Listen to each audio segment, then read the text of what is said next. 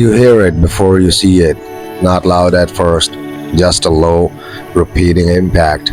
Metal striking stone somewhere deep inside the mountain, too steady to be human, too consistent to slow down. I remember thinking that's what it meant, a machine. Something that doesn't hesitate, doesn't get tired, doesn't adjust, just continues. By the time I reached the tunnel entrance, the sound had already changed the air. You could feel it into your chest, each strike landing with the same force, the same pacing, the same certainty. Perfect rhythm, no variation. Like time itself had locked into a pattern and refused to break it. Inside, the tunnel was unfinished. Rough walls, fresh cuts through solid rock, the smell of heat and metal sitting heavy in the space. And further in, I saw it. The drill, massive, industrial, mounted into the face of the mountain, like it had always belonged there. Steam hissing in short bursts, gears turning with mechanical precision, and at the front, the bit driving forward again and again and again. No pause between strikes, no correction, just continuous impact. Each hit carving deeper into the rock with impossible consistency. I stood there for a moment, watching it, trying to understand the scale, trying to feel where a human could ever even exist inside something like that. That's when I heard the second sound. At first, I thought it was echo, a delayed reflection of the machine's rhythm bouncing back through the tunnel. But it wasn't delayed, it was separate, slightly off, not enough to notice immediately, just enough to feel wrong. I stepped further in, closer to the source, and the second sound became clearer. A hammer, metal on steel, human, but the timing wasn't matching, not perfectly, close enough to feel connected, but just far enough apart to create interference. Two rhythms occupying the same space, the machine, perfect, unchanging, the hammer, precise but alive, adjusting, correcting, trying to meet something.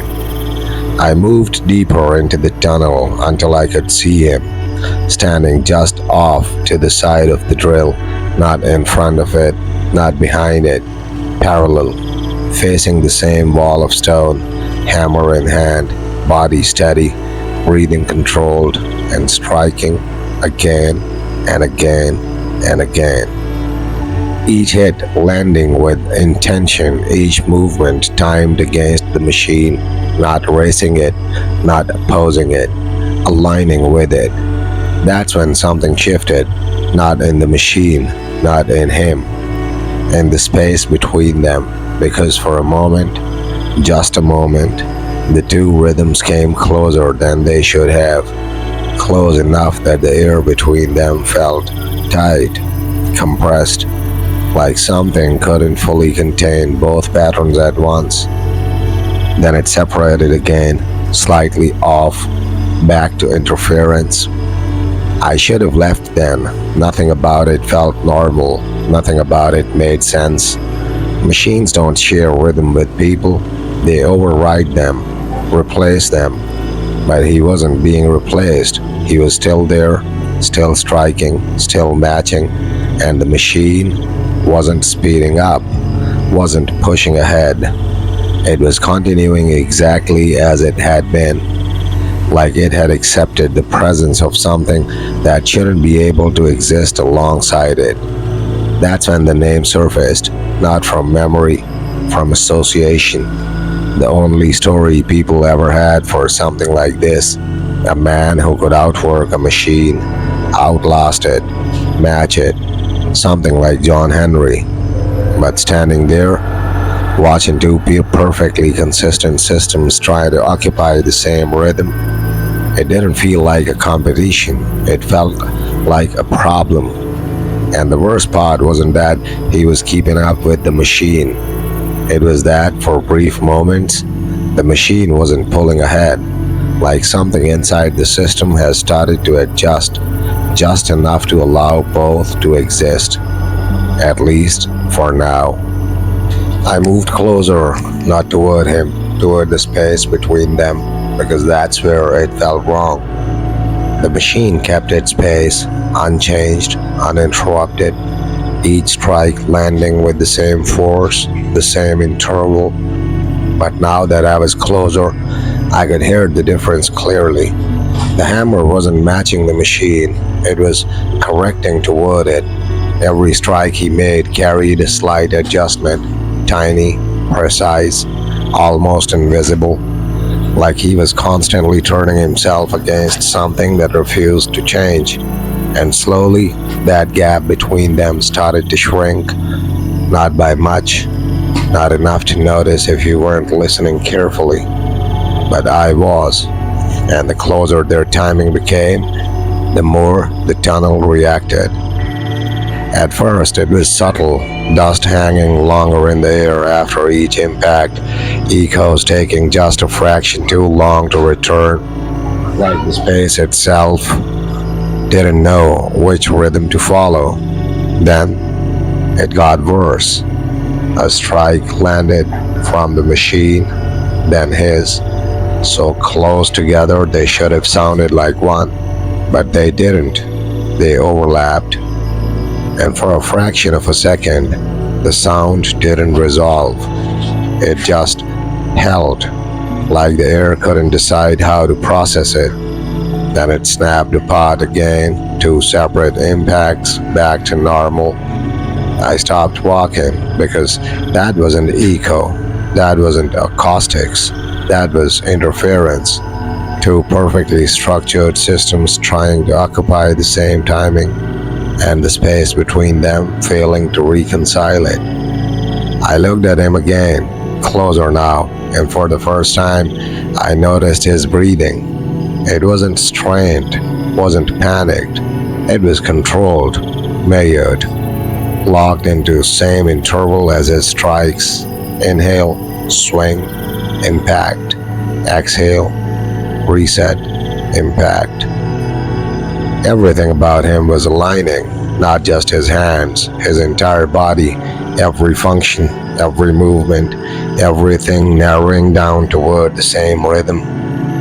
That's when something changed. The machine struck, he struck, and this time they landed at the same moment. Perfect, exact, no delay, no separation. One sound, clean, undivided, and the tunnel reacted, not violently, not dramatically, but something inside it changed, tightened, like the space itself had just been forced to accept something it wasn't built to handle. The air felt heavier, denser, harder to move through, and for a second, everything held. Perfect alignment, machine and man, same rhythm, same timing, same impact. Then it broke, not them, the space. The next strike separated again, the sound split back into two. The air released slightly, like something had just corrected itself, rejected the overlap. I didn't move, didn't speak, because I understood something I didn't want to accept. This wasn't a race, this wasn't endurance, this wasn't about beating the machine. This was about something far more dangerous. Two perfect systems, one mechanical, one human, trying to occupy the same pattern, and the world itself not being able to sustain both at once. I watched him closely now, every movement, every strike, every breath, and I realized he wasn't trying to win, he wasn't trying to go faster. He was trying to stay exactly where the machine already was, matching it, frame by frame, movement by movement, moment by moment. And the more accurate he became, the more unstable everything around them felt. That's when the name surfaced again, the only one people ever used to explain something like this: John Henry. But this didn't feel like a legend, it felt like a limit being tested.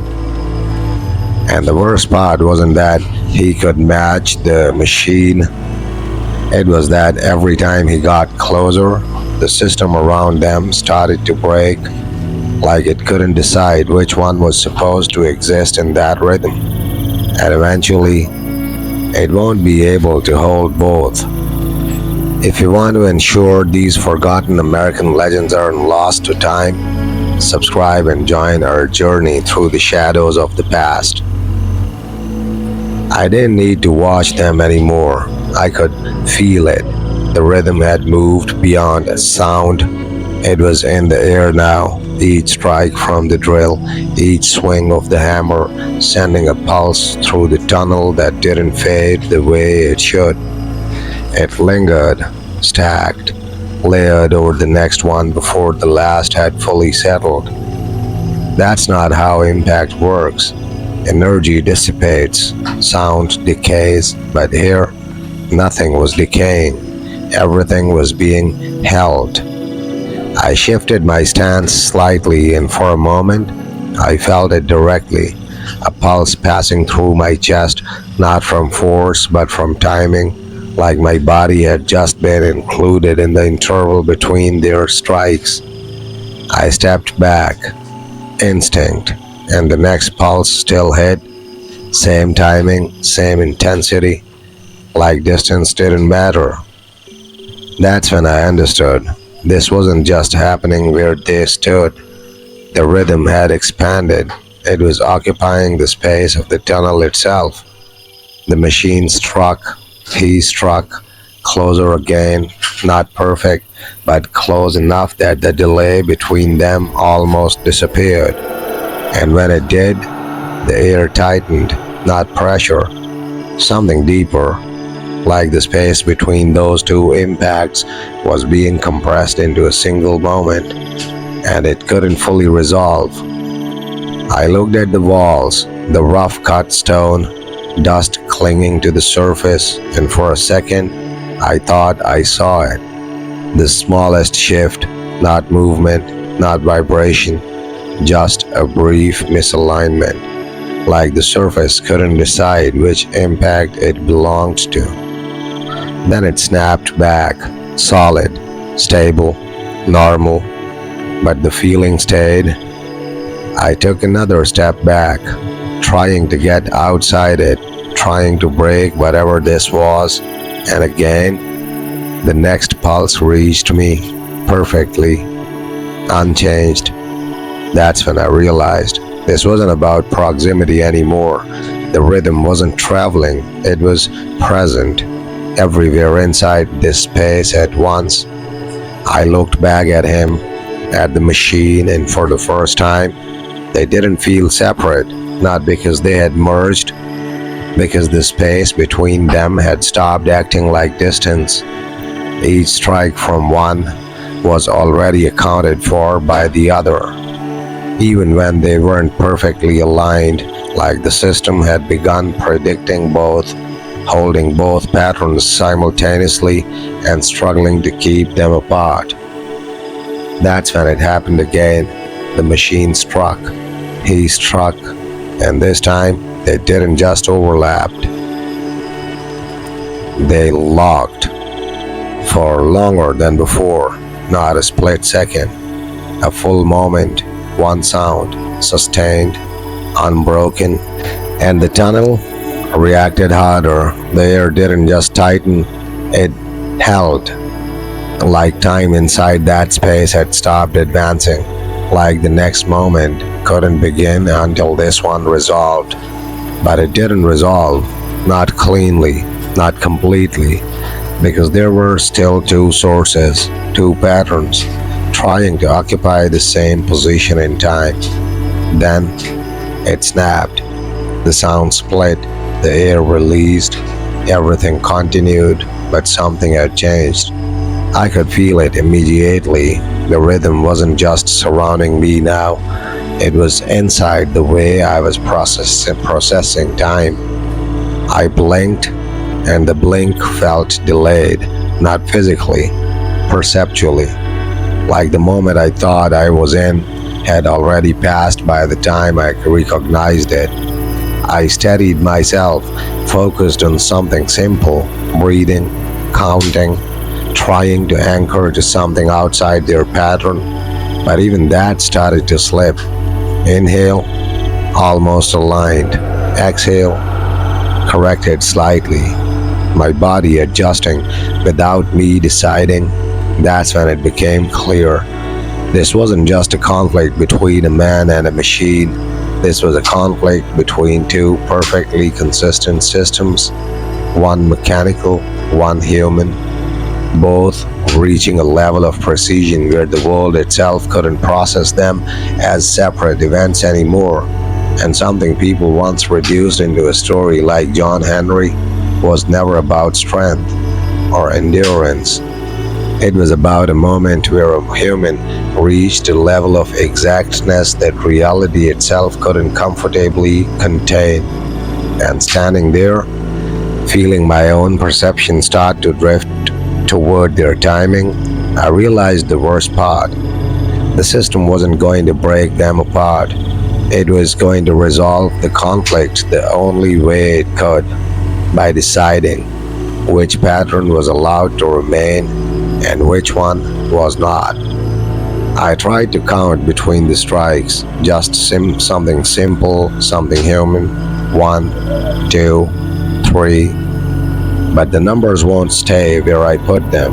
The machine hit, then him, and somewhere between those two impacts, my count shifted, not skipped, replaced, like the space I thought I existed between them didn't actually belong to me anymore. I stopped counting because counting assumes time is stable, and here, time wasn't stable. It was being negotiated. Strike, strike, closer again. The gap narrowing with every correction he made, every movement of his arm becoming clearer, more efficient, more or less human, not faster, more exact. The machine hadn't changed. It didn't need to. But he was removing everything unnecessary, every fraction of hesitation, every micro delay, every imperfection that makes movement human, until what was left was something that could sit right on top of the machine's timing. I watched his face, expecting strain, effort, anything that proved he was still pushing against something, but there was none. No wasted motion, no hesitation, just repetition, precise, consistent, relentless. And the more accurate he became, the less the world around us seemed able to keep up. The next time their strikes aligned, the tunnel didn't just tighten, it stalled, not completely, but enough that I felt it, like the moment stretched just a little longer than it should have, then snapped forward to catch up. I stumbled slightly because my body expected time to move evenly, but here it wasn't. It was compressing when they aligned and expanding when they separated, like the system was trying to maintain both patterns and failing to distribute them cleanly across a single timeline. I stepped back again, trying to get out of range, trying to find a point where things behaved normally, but the rhythm reached me anyway, unchanged, unavoidable. The machine struck, he struck, and this time they aligned again, longer, clearer, and the world hesitated harder. The sound didn't echo, it held. The air didn't move, it paused. Even the light in the tunnel felt like it flickered, not dimming, not brightening, just failing to update for a fraction of a second. Then everything snapped back, but slower, like the system had to recover from something it wasn't designed to process. That's when I understood what was actually happening. This wasn't just two rhythms colliding, this was two perfectly consistent timelines trying to occupy the same space. The machine, fixed, absolute, one path forward. The man, becoming just as fixed, just as absolute. And when those two paths aligned, the system couldn't split them apart fast enough. So it paused, briefly, just enough to decide which one to follow. I looked at him again, and for the first time, he didn't feel like he was catching up anymore. He felt like he was arriving, each strike landing with less correction, less adjustment, more certainty, like he was no longer chasing the machine's timing. He was reaching a point where his timing existed independently and just happened to be identical. That's when the fear changed.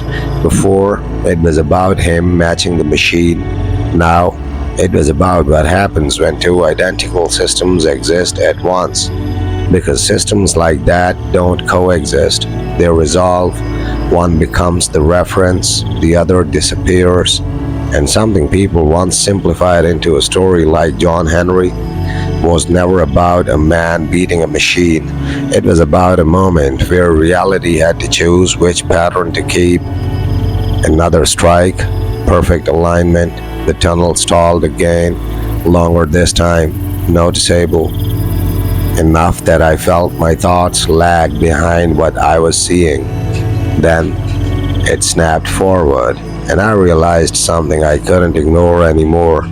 These pauses weren't random, they were getting longer. Each time they aligned, the system hesitated more, like the decision was becoming harder, like both patterns were becoming equally valid, and eventually, the system won't be able to delay it anymore. It would have to resolve completely, and when it did, there won't be room left for both of them to continue. If you want to ensure these forgotten American legends aren't lost to time, subscribe and join our journey through the shadows of the past. I tried to look away just to prove something outside this rhythm still existed, but the moment I turned, everything felt wrong. Not empty, not quiet, incomplete, like whatever was happening between the machine and the man had become the primary timeline, and everything else, including me, was secondary. I turned back immediately because the moment I refocused on them, the world snapped back into place, clear, stable, consistent again. That's when I understood something I didn't want to accept. The system wasn't just struggling to hold both patterns, it was prioritizing them. Everything else was losing resolution. The machine struck, he struck, closer again, so close now that the separation felt artificial. Like the only reason they weren't perfectly aligned all the time was because something was still trying to keep them distinct. But that effort was weakening and the environment was starting to show it. Dust fell from the ceiling, but not smoothly. It dropped in segments, stopping mid-air for a fraction of a second, then continuing, like the motion had been divided into parts and wasn't being processed continuously anymore. I watched it closely, waiting for it to happen again, and it did. Another piece of debris fell, paused, then resumed. No arc, no fluid motion, just discrete steps, like frames missing between positions. I stepped backward, slow, careful, and even my own movement didn't feel continuous. My foot landed, but I didn't feel the full transition of the step.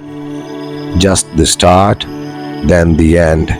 The middle was gone, skipped. I froze because that meant something worse.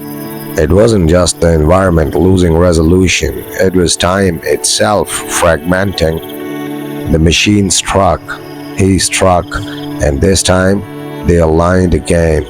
Perfect, longer, cleaner, and the world stuttered. Not just the air, not just the sound, everything. The walls, the light, my own body. For a fraction of a second, nothing updated. Then everything jumped forward at once, corrected, compressed, as if the system had dropped that moment entirely and replaced it with the next stable one. I stumbled, not from force, from misalignment, my body trying to exist in a moment that hadn't been fully processed. I caught myself against the wall, and even that felt delayed, my hand touching stone, but the sensation arriving a fraction later, like cause and effect had started to separate. That's when it became undeniable. The system wasn't just deciding between them, it was running out of capacity to process both. So it was cutting corners, removing transitions, skipping intermediate states, reducing everything to the minimum needed to keep the primary patterns intact. Machine, man, everything else simplified, discarded when necessary. I looked at him again, and now he didn't look human, not in shape, in function. Every movement was exact, no hesitation, no correction left, just repetition at a level that matched the machine completely. Two identical outputs, different origins, same result. And something people once told as a story like John Henry was never about strength. It was about a moment where a man reached a level of precision so exact that the system itself started removing everything else just to keep both patterns running. Another strike, perfect alignment, and this time the stutter lasted longer, enough that I felt a gap, a real one. Not just delay, absence, like a piece of time had been removed entirely. Then everything resumed, corrected again, but thinner, less stable. And the worst part wasn't realizing the world was starting to break, it was realizing why. Because as long as both patterns remained equally valid, the system would keep sacrificing everything else until there was nothing left to sacrifice. And then it would have to make the final decision, which one stays and which one gets removed, like the moments that were already disappearing.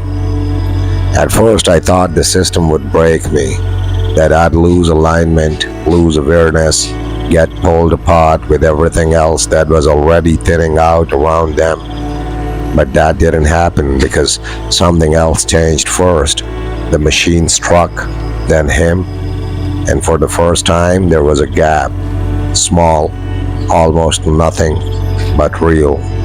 The machine was late. I froze because that shouldn't be possible.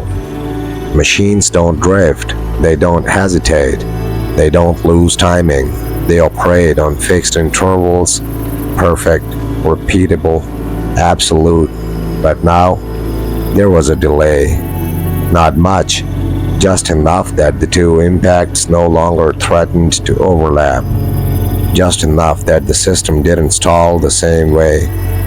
I watched closely, waiting for it to correct, to snap back into perfect rhythm.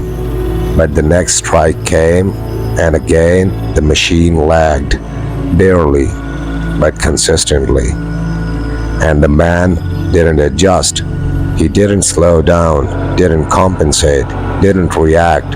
He kept the same timing he had reached, perfect, unchanging, like he had already logged into something beyond correction, and now the machine was the only one trying to keep up.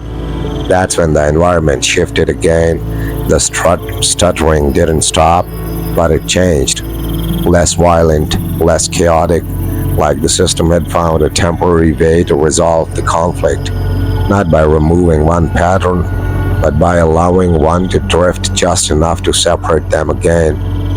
I stepped back slightly, and this time my movement felt smoother, not perfect, but less fragmented than before, like the world had regained a bit of stability at a cost. I looked at the drill, the gears, the steam, everything still moved, but now it felt strained, not physically, structurally, like the system behind it was no longer fully stable. Each strike came a fraction later than it should, each motion slightly less precise, and more it drifted, the more stable everything else became. That's when it hit me. The system wasn't breaking anymore, it was resolving, not by removing something completely, but by degrading one of the patterns, reducing its validity, until only one remained perfectly consistent. I looked at him again, and nothing about him had changed. No strain, no fatigue, no slowing, just perfect repetition, exact timing, absolute consistency. He had reached a level the system could accept as primary, and now the machine was being forced out of that position, gradually, quietly, like it was losing priority in the structure of reality itself. Another strike, machine first, then him, the gap wider now, noticeable, and for the first time the system didn't stall at all. No hesitation, no compression, just clean continuation, as if the conflict had already been decided, not officially, not completely, but directionally. The machine struck again, later than before, and this time the sound felt thinner, less defined, like it was being processed with the same importance, while his strike remained solid, clear, fully present. That's when the realization settled in. This was never about him beating the machine.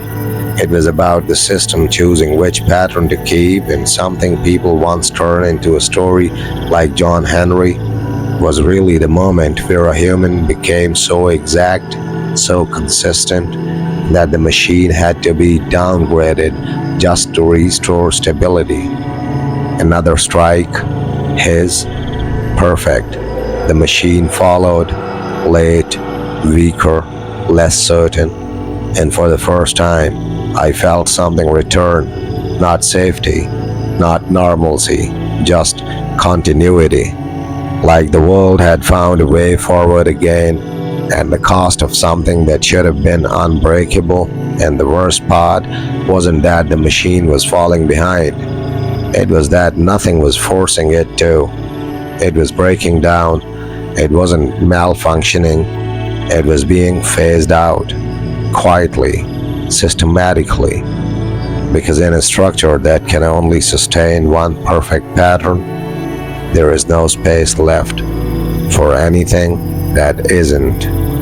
I noticed it first in the way my attention stopped splitting.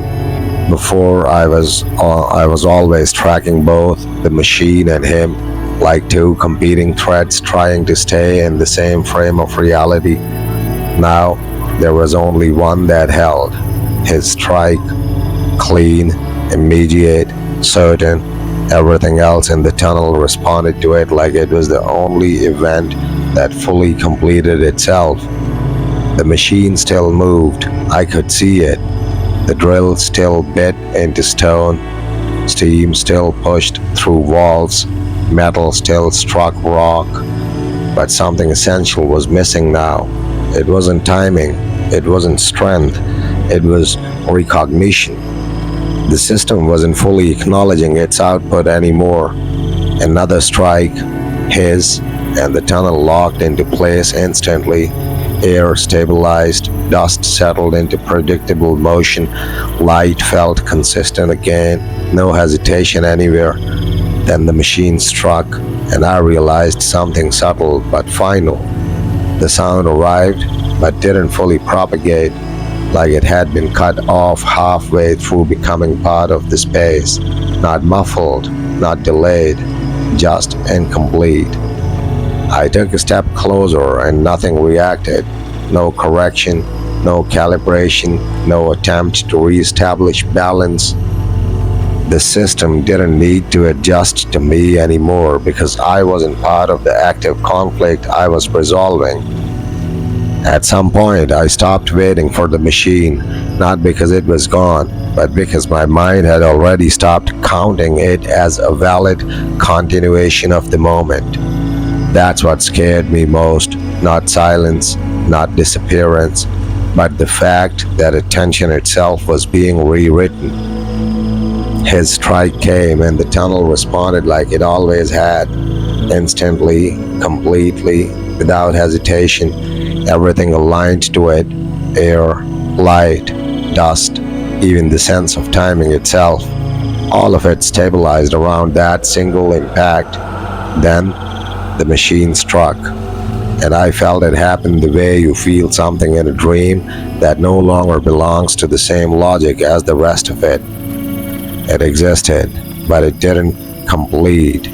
No full integration into the space, no continuation into the system. Just an action that started and ended without becoming part of anything else. I looked at it, really looked. The drill was still there, still functioning, still repeating its motion against the stone like it had never stopped. But the tunnel didn't carry it forward anymore. It wasn't part of what the space was tracking. It was just happening beside it, like an old recording playing in a room that had already moved on. Another strike, his, and there was no tension left in the system, no conflict, no balancing, no decision being negotiated anymore, just confirmation over and over, clean repetition, absolute consistency. I stepped forward again, and this time I understood something fully, not as thought, as condition. There was only one pattern the system was still actively maintaining. Everything else was either tolerated or ignored. The machine struck again, and nothing inside the tunnel adjusted for it. Not the air, not the sound, not even perception. It was there, but not included. That's when I realized what resolution actually meant here. Not destruction, not victory, not survival. Just a narrowing of what reality agrees to continue processing. And everything else becomes background that no longer affects the present structure. I looked at him one last time, and it wasn't the image of a man competing with a machine anymore. It was something else entirely. A fixed point, a stable pattern, a reference the system had chosen to preserve, and something people once told as a legend like John Henry was never about strength. It was about the exact moment when one rhythm becomes so perfectly consistent that reality itself stops needing anything else to define what is still happening. Another strike, his, and everything held, perfect, final, complete. The machine struck once more, but this time there was no sense of it entering the moment at all. No echo, no weight, no continuation, just motion without inclusion. And as I stood there, watching it still operate in a space that no longer carried it forward, I understood the last truth of it. The system doesn't end the machine, it simply stops remembering it as a part of the present. And once that happens, there is nothing left to lose because it was already removed from what the world agrees is real. If you want to ensure these forgotten American legends aren't lost to time, subscribe and join our journey through the shadows of the past.